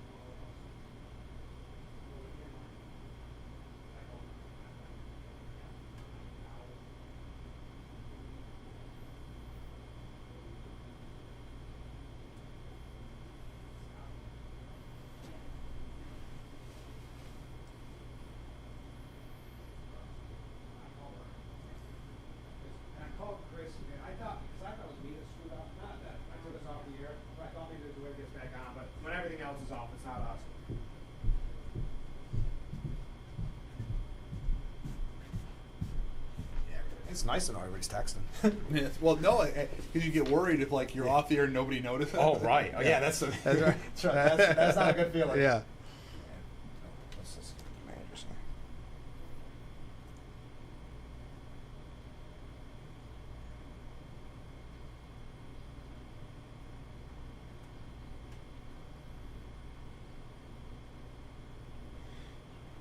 had Tommy Hilfiger's sister come in yesterday. Oh, Betsy? Yeah, they're closing that Tommy Hilfiger down on the corner. Oh, really? And she's pissed. Like, she's like, we don't. She goes, that's with Philip Van Heusen. So Van Heusen kind of owns it, and she's like, we don't want it. That we consider that our flagship because of the Fashion Institute and all that. She's is there any? I'm like an idiot. I didn't just say sit down. Let's do an interview. But I was kind of taking it all in because you know how everybody's talking. All anybody talks about is Corning right now. Right. And you got the old radio station that's empty again. I saw that. Yeah. So you got all these big businesses. One block, you've got two major areas. Yeah. But yeah, she came in. She goes, we've called everybody. We said please and like just keep it. Like don't get rid of this one for us. And they're like, nah. Bottom line, I wasn't making enough. That's all it boiled down to. Jeez. I figured if anybody would have some pull. I know. Is Tommy actually calling and being like, hey, could you just help a brother out on this one? Right, yeah. But she's a nice lady, but man, I've only met her I've met her. Yeah. But only just like shake her hand. Well, you know she's pissed when she just randomly knocks on my door. Yeah. She's like, and how far does this go? Like she's trying to get I'm like, I'll do my best. I don't think I'm going to be able to. She's like, if you talk to the mayor, if you call the Gaffer district, I want them to know that this wasn't us. I'm like, okay. All right, let's see. Yeah, we'll talk Hunter real quick because I think that's what people are going to want. And then we'll talk about what the Trump verdict means when it comes to the convention and things like that. Okay. Sure. I don't care about timing. We'll run late tomorrow. This is a bonus round. Welcome back to Frankly Speaking here on WYDC TV, Big Fox, broadcasting from the Hesselson studio. And this is the Steuben Senior Services section of our program. And this is a bonus interview because of the technical issues that we had earlier with Joe Sempolinski, former Congressman. You have the longest titles. Former Congressman, current Assembly candidate, chairman of the Steuben County Republicans. And all around great guy. All around great guy. Yes. I want to talk a little bit about Hunter, but not too much in depth because it's obviously still ongoing. It's just the startling contrast between Trump and Hunter and Trump. I think what frustrates your average person, and again, I'm trying to look at this from the perspective of your average, like independent voter or whatever. I think what frustrates the average person, I've had this conversation with average people, is if you or I or anybody we knew was on tape doing the things that Hunter Biden is on tape doing. Yeah. His own audiobook. He's recording. I don't know why he's recording. Why does he take so many pictures and record so many things? I mean, the guy's clearly messed up. He must think he's untouchable. Yeah. Well, he may be. Think he does think he may be. And so if you or I were on tape, smoking crack, waving guns, prostitutes, these sort of things, we would be in jail. No doubt about it. Those things are illegal. Yes. You can't just smoke crack rocks with prostitutes and wave a gun around. No. Doesn't matter who your daddy is, at least you'd think. Well, maybe Oregon. Right. So when people see that, and it's not an allegation, it's not a rumor, it's not, some person who doesn't like him came out and said, I saw him doing this, or he said this nasty thing. It's his laptop, which, by the way, prior to the election in 2020, if you said that was his laptop, you got banned on social media. The New York Post got banned on social media for saying that was a legitimate issue that the public should know about, that the president or the former vice president at the time's son is smoking crack rocks with prostitutes and taping it. Yeah. That gets banned. Anybody else is in that situation, they go to jail. Yes. That's what ticks people off. You want to talk double standards in society. And now, okay, he's on trial, gun charge. That's a step in the right direction. But the fact that it's taken this long, the fact that we couldn't even talk about it on social media, that was suppressed, that really angers your average person. And what bothered me so much about that article that said, see, there is no two-tier justice system, everything's working fine. That makes you forget. You have to put this aside that he had the most sweetheart of sweetheart plea deals, and his lawyer got too cocky. They got too cocky and wanted the world. That's right. And so there should be no trial today if they had their way.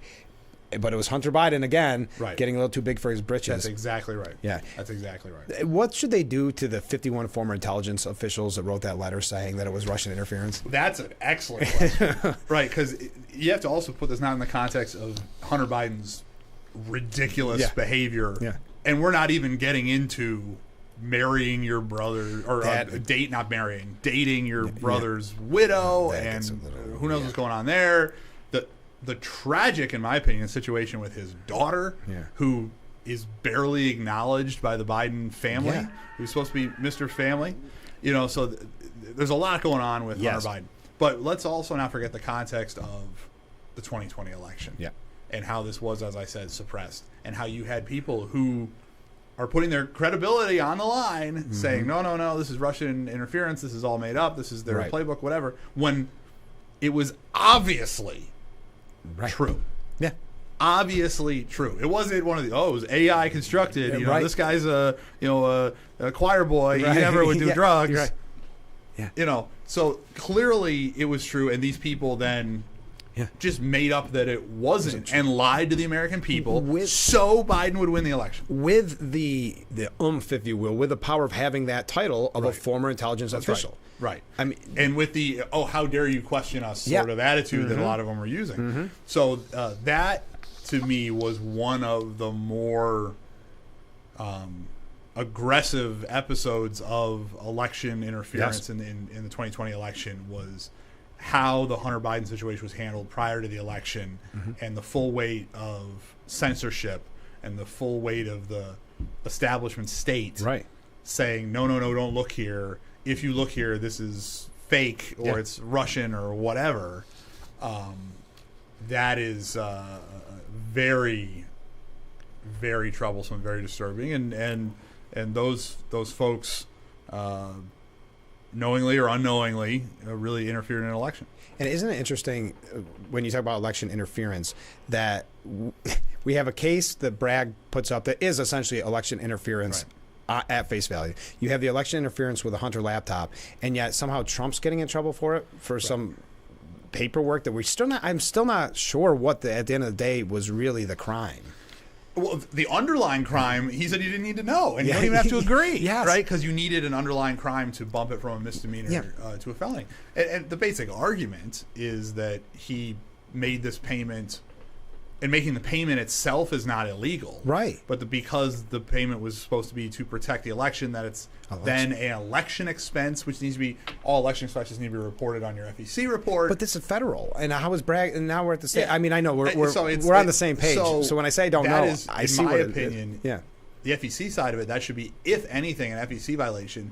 Probably just amending your FEC report, which is pretty common, very common, and not criminal. Or now you're talking about, well, it was because it was reported in the business records of the Trump Corporation. Well, Trump Corporation's a privately held company. So you're talking about some person. I don't think Donald Trump's filing his own business records. No. He's kind of a busy guy. And so somebody put it in the wrong bucket in a privately held company. Yeah. Well, if anything, that's some sort of paperwork misdemeanor, and you pay a fine. Exactly. If anything.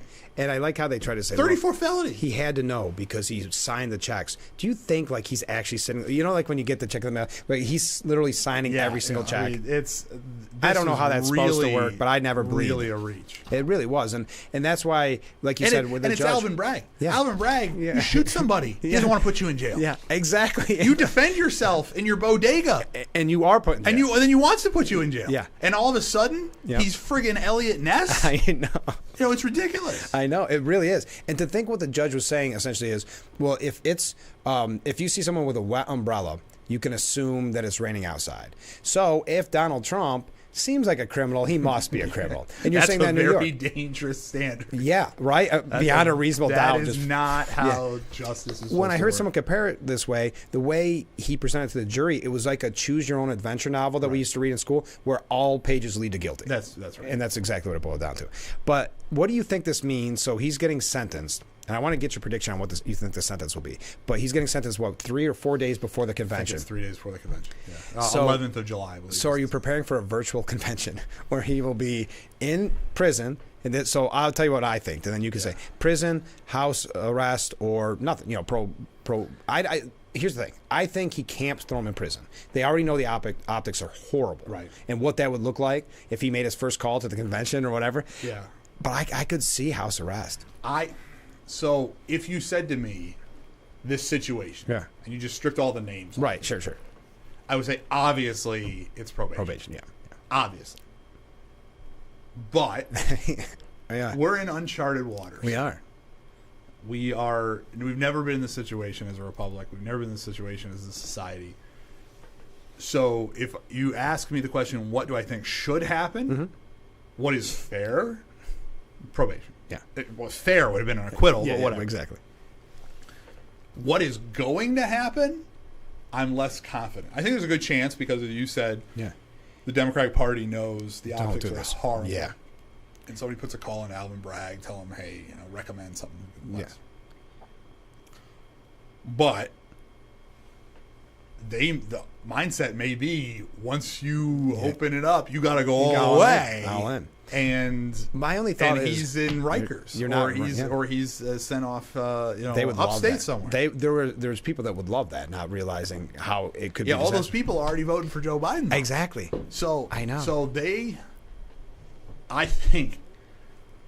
don't know what's going to happen. I think I'd be in dangerous waters predicting. Right. I know what should happen. Mm-hmm. I know what's fair, but the Democratic Party has apparently a terminal case of TDS. yeah, exactly. And I don't know how crazy this is going to get. And I wouldn't be shocked if Donald Trump gets jail time. Yeah. And I am pained to say that. I do. And that's why I've been saying the house arrest, only because they can say, see, because the media can spin it as he had 34 felonies. Right. He should be in jail. Right. And because people hear felonies and they hear found guilty, they don't realize it was a sham case. So they say 34 felonies. Yes, we don't want to do this to the country and see an ex-president in prison. So we're going to let him stay at his beautiful Mar-a-Lago estate, and then fully knowing that then he can't campaign. One of the funny, when I put a little humor on it, one Yeah. of the funny things I've seen on social media is some people post, I think Zeldin was one of them, and some other folks, that he will be sentenced to 4 years of community service as president. I like that. That's actually a good one. All right, we're going to take a By short the people. break. By the people, that's right. We'll be right back. We're going to take a short break. Stay with us. Sorry, I had that call come in.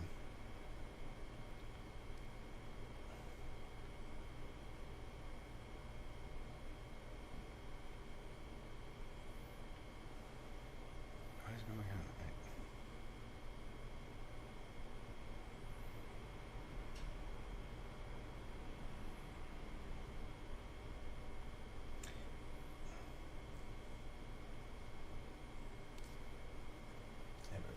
Back. Just real quick, I'll just be a minute. We'll just do one more break. I won't keep going. Yeah.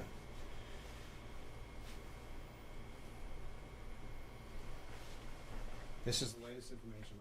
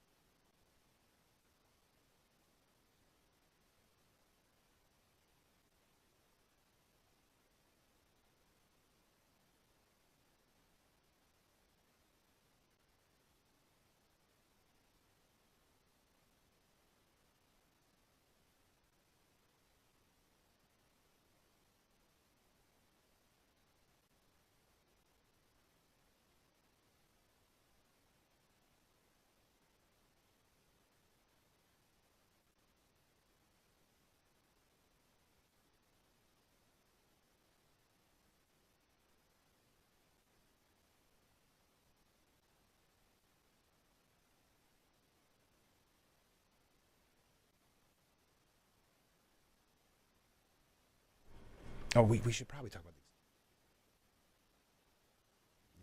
these. Yeah, at least quickly. We are back with Frankly Speaking here on WYDC TV Big Fox. I'm your host, Frank Acom, and we're joined by former Congressman Joe Sempolinski. During the Steuben Senior Services Fund section of our program, we still have a lot to get to.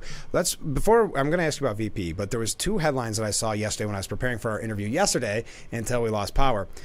Chris Matthews saying that it's very reasonable to assume that former President Donald Trump will become a dictator if elected. I mean, he's already been president. Yeah.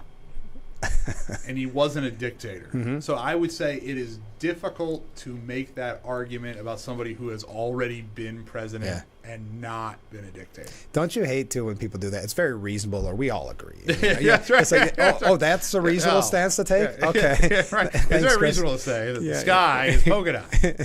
It's very reasonable to say that's why Chris Matthews doesn't have the credibility he once had. Andrew McCabe also said that everyone in the law enforcement community and in the intelligence community is nervous that they're going to be thrown in jail or grabbed in some sort of extrajudicial detention by the president if he's elected president. Oh, people are nervous that they'll be thrown in jail on trumped-up charges. Huh. Oh, okay. Well, that's already happening in our country. Yeah, and it's happening from Democrats. Exactly. So who do you think the VP is going to be? Were you surprised? I was surprised by Rubio. I didn't realize his name was in the mix. Yeah, I mean, I saw in everything needs to be taken with a grain of salt. Exactly. There's a rumor going around on social media. I'm going to say yesterday, but because of the power surge, it was actually 2 days ago. Yeah. And it had a list of 7. And I'm going to try to remember the 7 that and again, this is all rumor and conjecture. Right. I don't have any inside information information, whatever. I think it was Donald, Stefanik, Burgum, Rubio, Carson, and I'm missing a couple. Vance. Yeah. And there was one other. Did you say Scott? Tim Scott? Tim Scott. Yeah. That's the 7th one. Yeah. So those 7, that's where the current rumor is. Yeah. That's probably a pretty good you list. never know. There could be somebody that you don't expect. And with Trump, you never know. With Trump, right? you really never know. So, those 7 each have their own strengths and weaknesses. The only ones on that list that I've personally met are the 2 House members, Ms. Stefanik, who's obviously from New York. Of course. I know pretty well. And Mr. Donalds, I had a chance to encounter when I was in D.C. So, that was a list that struck me as, if that is the real list, which I don't know. Right. It's not crazy to imagine that it is. Right, those are all agree. people that you would think might be in the mix and in the discussion. And again, they all have strengths and weaknesses. You have ones that have served in executive positions. Sure. You have ones that have been, particularly aggressively pro-Trump. You have ones that are, maybe a little bit different spin on things. That's why, as you mentioned, Rubio, where. Maybe that's not knocking him. I just for whatever reason I would have never thought he was on the list. Yeah, and I think he obviously brings some wonderful things to the party as well. So, the vice presidential pick is tricky because sometimes you want to balance the ticket, get somebody that's different from you. Right. Sometimes you double down. Like for instance, when Clinton picked Al Gore. Right. 2 guys from the same, one from Tennessee, one from Arkansas. Yeah. That was, everybody goes, oh, wait a minute. And they sort of just doubled down on what they were already presenting to the country. What makes it particularly difficult to analyze is anytime you're talking about a large group of people, all the goofiness sort of cancels out. Right. And you can sort of make very accurate predictions. It's one person's decision. It's Donald Trump's decision. Yep. He may wake up the day before the convention and be like, nah, I don't want any of these people. I want Frank Acom. Yeah. And he's the one I'm busy. ultimately making the call. So it's tough to predict. And for instance, Cheney and Bush. Yeah. Cheney was the guy they hired to vet the VP candidates, and Bush said, I want to make him do it. So you get those sort of very unpredictable scenarios. I want Tim Scott just because I interviewed him. Oh, is that right? Yeah. So I've never met Senator Scott, but no, he would be. That's also Scott would be very strong. I think there's not a bad choice on here. I will say there's a few that I don't know as much about, like Burgum. I just don't know a ton, and that's again just not following his career. But none of those are a bad pick at the end of the day, in my opinion. Moving along, I do want to get to some local issues. Do you think what is going on with RFK Jr.? The brainworm? Yeah, no. I know. I don't think, we haven't talked since then. Is that his nickname? That's so funny. You're in a great spot when the thing people remember about your presidential campaign is a worm ate my brain, but I'm okay now. I'm okay. Everything's fine. That's RFK Jr., and I've said this on the program before, continues to be one of the more bizarre and unusual people in America, in American politics. So he's nothing if not entertaining. Exactly. By all reports, he's going to be on the ballot in New York. He filed the petitions to run as an independent. He's suing because it costs so much in some election. He's suing because it's a very difficult. You need 45,000 signatures. But he paid everybody $90 an hour. Yeah, but he still filed 4 times what he needed. $90 an hour isn't what minimum wage is up to in New York. Is it? In New York, if it was, there'd be protests to raise it. Exactly. So yeah, that guy. Again, he's entertaining just in the sense that he says things that are. You make you go, huh? Yeah. But what remains to be seen, and it varies from week to week. It really does, day to day. Yeah. Who is he drawing from? Yeah. At the moment, it looks like he's drawing more from Biden. Mm-hmm. But then there was one state they said it was hurting Trump. Yeah, and so that's the other piece is this isn't a national thing. This is state by state. So he may, you could imagine a scenario where a third-party candidate draws more from one side in the popular vote, but because there's in the swing states, they're doing something different that they actually affect the election the other way. Yeah, those are possibilities. So he is a factor that is significant, but we don't yet know in what direction or to what degree. Yes, and makes everything more interesting. And I believe if he's very close to hitting the polling threshold for the CNN debate. Yeah. So CNN's trying. I don't think it's gonna happen, but it's possible that you do get a 3-way debate in the earliest debate ever by far, which is nuts. And who knows what happens? Doesn't that debate show, in my opinion, a weakness from Biden? Oh, absolutely. I mean, he should not be a sitting president asking for a debate. Absolutely. And do you think that Trump really called his bluff? Because I think Biden was trying to get out of it, honestly. So if Trump goes, I don't like these rules. You've got too many rules. I'm not going to do it. He can go, see, you said anytime, anywhere, any place. I don't have to do it. Trump called his bluff and might not like the rules, but he's going for it. Yeah, I mean, I think somebody somewhere, that shows absolutely weakness. You're the sitting president of the United States. Yes. It's like boxing. Yeah, or Ric Flair. To be the man, you got to beat the man, right? Yeah. So if you're the incumbent, they got to come to you. Yeah. The champion sort of has that that power. Situation. Yeah. And for the incumbent to go after the challenger, you don't do that unless your internal polls are really bad. So yes, absolutely weakness, unquestionably. Speaking of his polling being bad, you've seen this decision that he's making with Israel to appease these radical anti-Semites. It's driving me crazy. So he's hurting our relationship with our ally, and then you see the executive order. On the border. First of all, is anybody here? I'm doing the same thing. No one believes, but does anybody believe that after 3.5 years of doing nothing, that now he's tough on the border? Chris Matthews believes it. Yeah, he does. He does. So what sort of doesn't pass the smell test with the executive order is, they take a lot of executive action, and you have tape on the Secretary of Homeland Security bragging about it early in the administration. That, we undid all Trump stuff. Suddenly there's a crisis at the border. They claim there's no crisis, there's no crisis, there's no crisis. And then there is a crisis, but there's nothing I can do. And I've done all I can do. I've done all I can do. And then suddenly he can do something. Yes.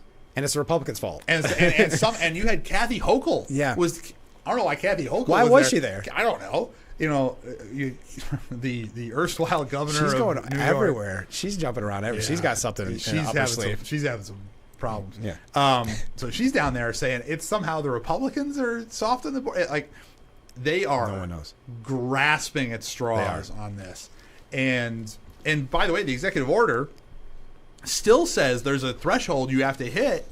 It's I think with 2,500 a day. Yeah. So you're locking in almost a million. Yeah, $1 million a year. So it's really not that tough on the border, and it's unclear what he has the power to do, what he doesn't have the power to do, what he should be doing, what needs to be statute. And they're literally telling the cartels, this is the ways you can avoid it. Right. Yeah, right. They have all different things that don't apply, that are sort of these gaping loopholes. So here's my card with the English that says exactly why we're here. And I'll come back to the common theme I have every time we're on the show. And I think this is another example of it. The Democratic platform, the Democratic argument is predicated on their assumption that the American people are not that bright. Right. And that is a false assumption. Whether it's the convicted felon label, whether it's somehow now the Republicans are the ones that won't secure the border because they wouldn't agree to a baloney false compromise in the legislature because it wasn't tough enough. these things, they assume you're not paying attention, and they assume that you're only listening to sound bites, and you're only listening to their sound bites. Exactly. And that, is the average person a total political junkie? No. But the average person thinks about these things before they vote for more than 2 seconds. Exactly. The average person is living their life and seeing what the prices are on things and seeing the effects of federal policies and state policies on their lives. So the average person is far more savvy and far more aware of how government is affecting their life, positively or negatively, than the Democrats' entire strategy is based on.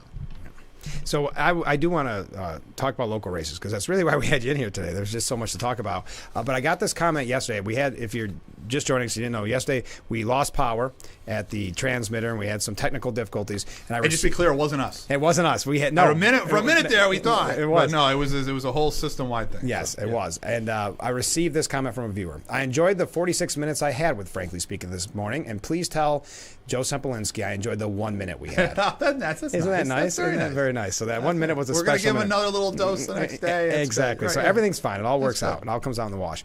So how are things going? Yes, of course. How are things going in your race? Good. For Assembly? No, things are going great. As the folks know, I'm running for the state assembly in the 148th Assembly District, which is the western part of your this media market. Yeah. So the folks that are in western Steuben County that pick up Frankly Speaking can vote for me. And then going west into Allegheny and Cattaraugus County. But it's going very well. Fundraising is going well. The response from the folks is going well. I enjoy being out and about in the community, and I'll be... you were at the Dairy Festival? I saw that picture. I was at the Dairy Festival. That's actually in Mr. Palmisano's district, but I was there with my successor in the House. Mr. Langworthy was in town, and as the county Republican chairman, when the congressman comes to town, I'll walk next to him and wave to the folks and let the kids throw out the candy. And we had a good discussion about the Farm Bill and the work he's doing on the Agriculture Committee. So that was good. So that's part of it I enjoy. I enjoy being out talking to people. Certainly in Bath, there's people from all over Steuben County that come to the Dairy Festival. There was folks from far and wide that were there. That was great.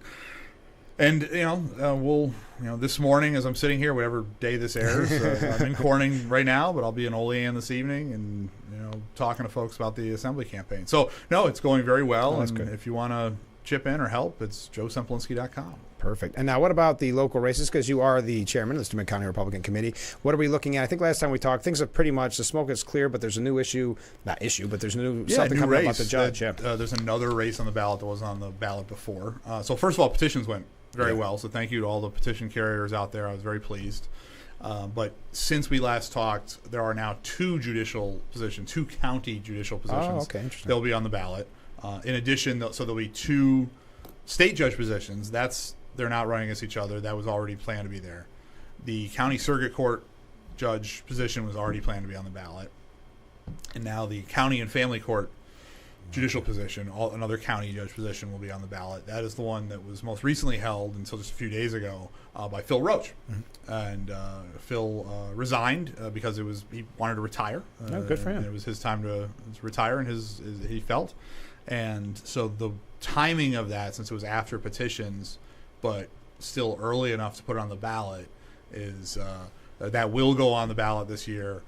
We'll have a party meeting mechanism to put whoever the nominee is on the ballot. That'll happen in a few weeks, where the committee will vote, and it's one of the reasons why being on the committee, what I described to folks, the day-to-day is doing petitions and knocking on doors and that sort of thing. But every time there's like a vacancy like this, it becomes important decision-making. So we're taking it very seriously, and I think we're going to put a very qualified candidate on the ballot here in a few weeks. And we'll break the news because I'll be at the meeting. So you're on the committee. The next day on the show, I'll bring it up. But I do think that's important. I'm glad that you stressed that, because I know so often on the show we say, how do we get involved? Right. And if you get on the committee and do petitions, you're everybody's best friend. People don't realize it. Right. So many people say we want to do something. This is the best way. Get involved. How do they get involved? Well, they can send me a note on our Facebook page, or my email is joe.sempolinski@gmail. That's my personal email. You can send that to me.